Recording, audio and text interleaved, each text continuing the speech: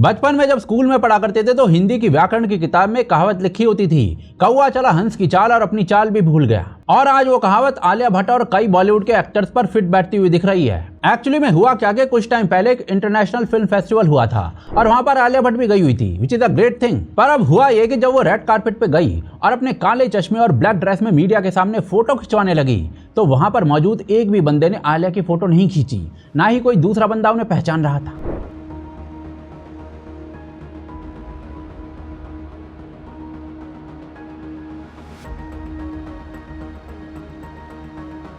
पता नहीं आलिया भट्ट पोज किसके सामने कर रही थी।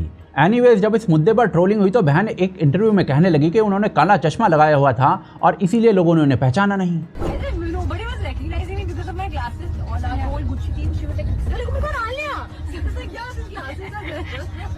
लेकिन अभी इस टाइम कान फिल्म फेस्टिवल चल रहा है और वहां पर भी आलिया भट्ट गई हुई हैं। एक दूसरी ड्रेस में वो मीडिया के सामने आई और गैस व्हाट, इस बार पिछली बार से भी बुरा हाल हो गया। आलिया भट्ट पोज देती रह गई, लेकिन मजाल किसी मीडिया वाले के कान पर जूं भी रेंग गई हो।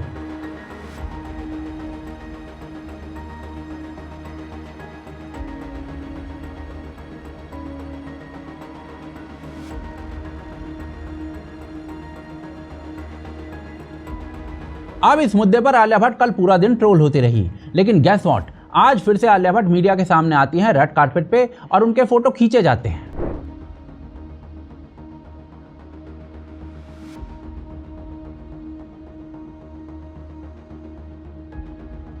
अब यहाँ पर ये पीआर का गेम किया गया है, क्या किया गया है किसी को नहीं पता, लेकिन टू बी ऑनेस्ट यहाँ पर गलती आलिया भट्ट की नहीं है। इसका रूट कॉज कुछ अलग लेवल का है जिसको समझने के लिए थोड़ा सा दिमाग खोलना पड़ेगा, क्योंकि ये इग्नोरेंस वाली चीज कोई पहली बार आलिया भट्ट के साथ नहीं हुई है। इससे पहले भी एक इंटरनेशनल इवेंट में किसी ने रणवीर सिंह को नहीं पहचाना था।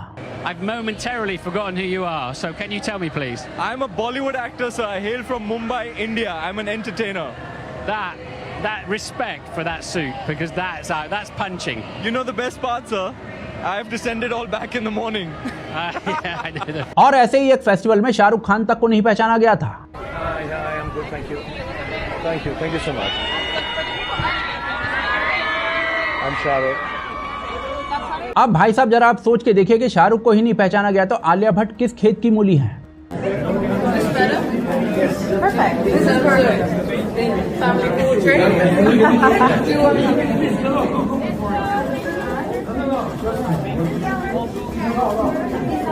एनीवेज, ये इंडियन सेलेब्स लार्जली ऐसे फेस्टिवल्स में इग्नोर होते हैं और इनकी गलती ये नहीं है।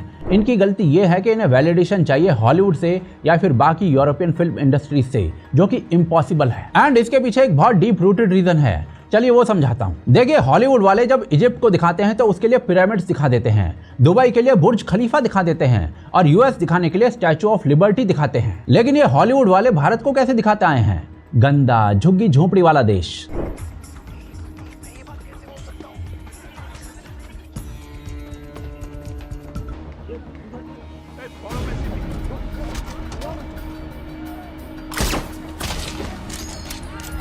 लेकिन हॉलीवुड में भारत की इमेज स्लम्स वाले देश से शुरू नहीं हुई थी। 1980s की फिल्मों में दिखाया जाता था कि भारत एक जंगल है, वहां जो भी लोग रहते हैं वो जंगली हैं और अपनी लड़कियों को जला देते हैं। Kali, the goddess of death.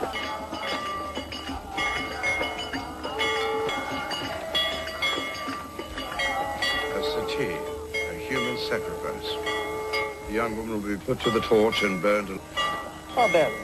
Worse. But if she's left alive, they would treat her like a scurvy dog.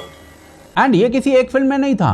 Indiana Jones and the Temple of Doom में अमरीश पुरी काली माता के सामने एक बंदे की बलि दे रहा होता है, जिसे कोई गोरा आके बचाता है। बलि मांगती काली मां, मुक्ति देगी काली मां। काली मां, काली मां, काली मां शक्ति दे। एंड एक फिल्म में तो सीन ऐसा था कि इंडिया के राजा महाराजा तक बंदर का दिमाग खा रहे थे। Chilled a monkey brain.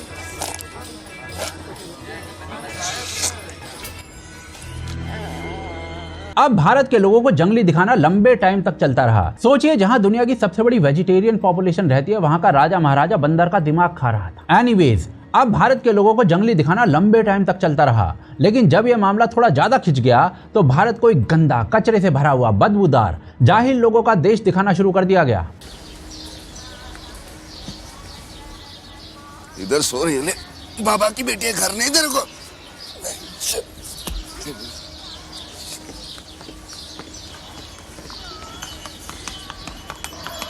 बाकी स्लमडॉग मिलियनेयर को तो भाई आप जानते ही होंगे, मतलब एक छोटे से इंडियन बच्चे को लिटरली पॉटी में सना हुआ दिखा दिया था इन्होंने।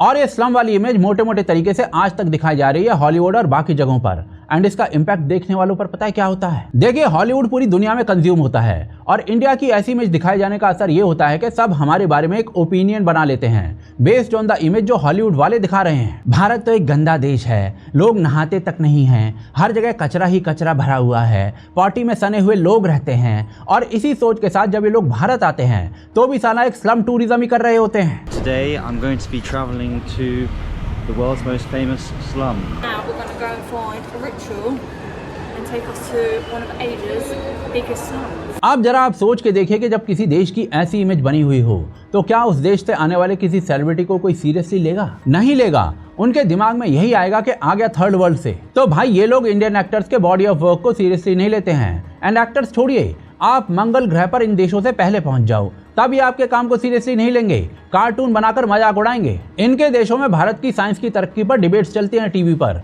जिसमें कई लोगों को जलन हो रही होती है भारत के बढ़ते हुए कदमों से। Because some people will be thinking about this. India, a country that lacks a lot of infrastructure, a country that has extreme poverty. I think more than 700 million Indians don't have access to a toilet. Really? Should they really be spending this sort of money on a space program? I would like to congratulate India on landing on the dark side of the moon. I would also like to now invite India to return the £2.3 billion foreign aid money that we sent them between 2016 and 2021. We're also set to give them £57 million next year. But I think the British taxpayer should keep hold of that, don't you? We should not be giving money to countries with a space program.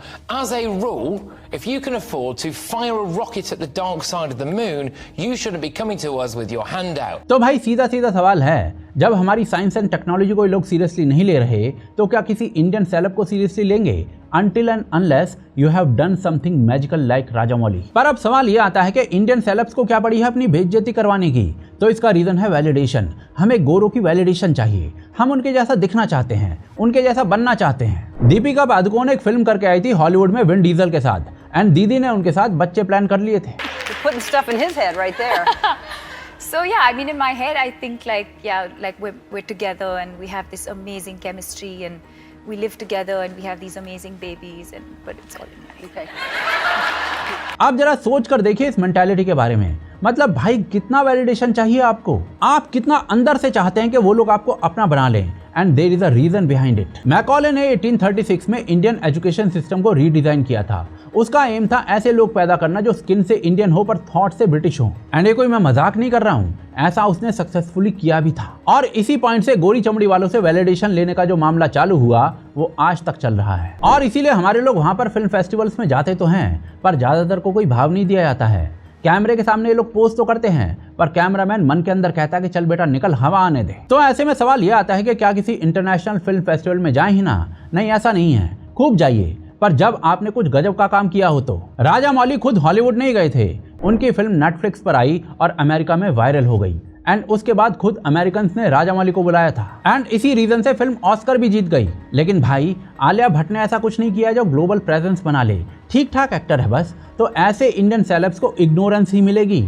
और भाई साहब, भारत की image Hollywood ने क्या बनाई हुई है वो आपके सामने मैंने रख ही दिया है, तो आपकी खुद की इमेज भी वही है। तो भाई साहब ऐसे केस में बेटर है कि या तो वहां पर जाओ ही मत, या फिर जाओ तो अपना काम करके वापस आ जाओ। शोबाजी मत करो वहां पर, क्योंकि आपकी शोबाजी पूरे देश को शर्मिंदा कर देती है। एंड ये वैलिडेशन मांगना छोड़ दो हॉलीवुड वालों से, क्योंकि वो हमारे बाप नहीं है।